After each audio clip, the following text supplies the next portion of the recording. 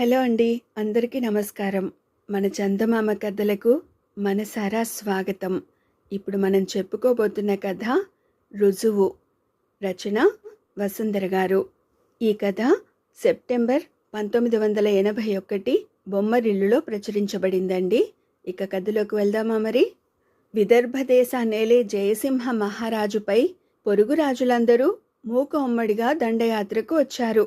అప్పుడు జయసింహుడు తనకున్న 10 మంది మంత్రులతోనూ సంప్రదించి వ్యూహాలు పన్ని సంధి ప్రయత్నాలు చేస్తున్నట్లు నటిస్తూ శత్రురాజుల మధ్య విభేదాలు సృష్టించి తనకొచ్చిన ప్రమాదం నుంచి తప్పించుకున్నాడు.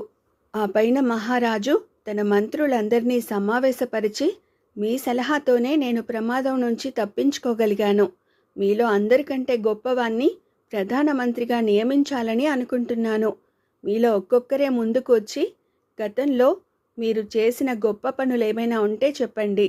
మీ గొప్పతనాన్ని నేను నిర్ణయిస్తాను అన్నాడు. అప్పుడు ఒక్క చిదానందుడు తప్ప తక్కిన మంత్రులంతా ఒకరొక్కరుగా వచ్చి తాము చేసిన గొప్ప పనులు చెప్పారు. అందరి మాటలు విన్న మహారాజు, చిదానంద మంత్రి తమరేమీ చెప్పలేదు, తాము గొప్ప పనులేమీ చేయలేదా అన్నాడు. దానికి చిదానందుడు, ప్రభు, నన్ను ఇతరుల గొప్పతనం గురించి అడిగితే చెప్పడానికి ప్రయత్నించగలను. నా గొప్పతనం గురించి నాకేమీ తెలియదు చెప్పాడు చిదానందుడు. జయసింహుడు మందహాసం చేసి, అర్థమైంది, ఎవరి గొప్పతనమైనా ఇతరులు చెప్పాలి తప్ప తమకి తామే చెప్పకూడదని మెత్తగా చెప్పిన తమరే నా మంత్రులందరిలోనూ గొప్పవారు అన్నాడు. దీనికి మిగతా మంత్రులంతా చిన్నబుచ్చుకున్నారు. చిదానందుడది గమనించి, ప్రభు, చినుకు చిప్పలో పడి ముత్యమైతే ఆ గొప్పతనం ముత్యపు చిప్పదే, చినుకుది కాదు. తమరి ఆచరణ మా సలహాలకు విలువని ఆపాదిస్తుంది. ఇక్కడున్న వారందరిలోనూ నేను కాదు, తమరు గొప్పవారు అన్నాడు. రాజును పొగడ్డం మంత్రులకు సహజం. అందుకు ప్రతిఫలాపేక్ష కానీ శిక్షిస్తానన్న భయం కానీ కారణం కావచ్చు. చిదానంద మంత్రి, నన్ను మీరు గొప్పవాడనడానికి కూడా అలాంటి కారణమేమీ లేదు కదా. లేని పక్షంలో మీరు మీ మాటల్ని రుజువు చేయాలి అన్నాడు జయసింహుడు. మహాప్రభు, మేము 10 మంది మంత్రులం. పలు రకాల సలహాలిచ్చాం.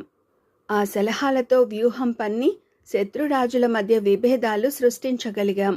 మీ మంత్రుల ఐకమత్యం మిమ్మల్ని ఒక్కసారిగా ఎందరో రాజుల బారి నుండి కాపాడింది.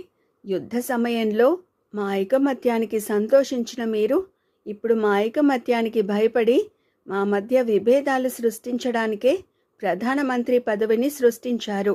శత్రురాజుల మధ్య విభేదాలు సృష్టించడానికి మేమిచ్చిన సలహాల సారాన్నే ఇప్పుడు మీరు మాపై ప్రయోగిస్తుంటే మేము తెలుసుకోలేక ఒకరితో ఒకరం పోటీ పడుతున్నాం.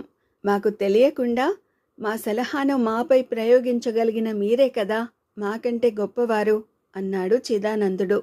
ఈ మాటలు వినగానే తక్కిన మంత్రులందరికీ జ్ఞానోదయం కాగా వారంతా ఏకకంఠంతో, ప్రభు, మా తెలివితేటల్ని మీ సేవకు, తద్వారా ప్రజాసేవకు వినియోగిస్తాం. మా ఐకమత్యం పరరాజులకు సింహస్వప్నం కావాలి, తమకు కలకాలం చేయూత కావాలి.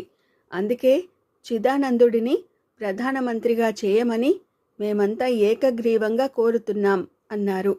ఒక్క మాటతో తనకు మంత్రులకు కూడా బుద్ధి చెప్పిన చిదానందుణ్ణి మహారాజు వెంటనే ప్రధానమంత్రిగా నియమించి ఎన్నో ఏళ్ళు చక్కగా రాజ్యపాలన చేశాడు. ఇదండి వసుంధర గారి రచన రుజువు అనే కథ. ఈ కథ సెప్టెంబర్ 1981 బొమ్మరిల్లులో ప్రచురించబడిందండి. మరో మంచి కథతో మళ్ళీ కలుసుకుందామండి. Thank you.